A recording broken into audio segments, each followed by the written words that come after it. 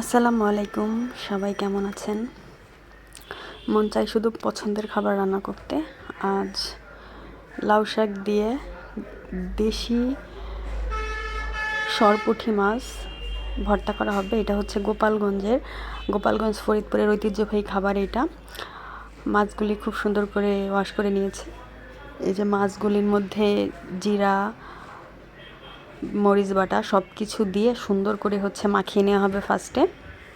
আর এইগুলো কিন্তু একদম ভাতের উপর মানে শাক দিয়ে হচ্ছে বসানো হবে। খুব সুন্দর করে হচ্ছে মাখিয়ে নিয়ে একদম তেল, সরিষার তেল, সয়াবিন তেল একসাথে মাখিয়ে নেওয়া হচ্ছে। তারপর ভাতের উপর বসাবো।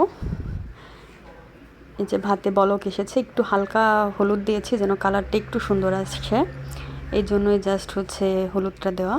ভাতে যখন আর আপনারা চাউল যতটা দিবেন তার থেকে হচ্ছে 1 কাপ দিলে 2 কাপ হচ্ছে পানি দিবেন। এই যে লাউ শাকগুলি দিয়ে দেওয়া হয়েছে। লাউ শাক দিয়ে এটার উপরে হচ্ছে মশলা মাখানো মাছ এই যে বসায় দেওয়া হবে, দিয়ে তার উপরে আবার কিছু শাক দিয়ে, এই যে এখানে শাক দিয়ে দিলাম। আর এটা যে এত মজা, মাশাআল্লাহ আলহামদুলিল্লাহ, দিয়ে হচ্ছে ঢেকে দেব।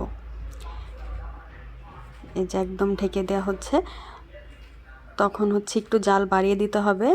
আর তারপরে বাড়ানোর পরে আস্তে আস্তে যখন পানিটা একটু বলক আসবে তখন হচ্ছে কমিয়ে দিতে হবে। এই যে এইভাবে আস্তে একদম হালকা করে দিয়ে হচ্ছে শুকায় নিতে হবে। তারপরে মাখিয়ে খাবেন। আসসালামু আলাইকুম।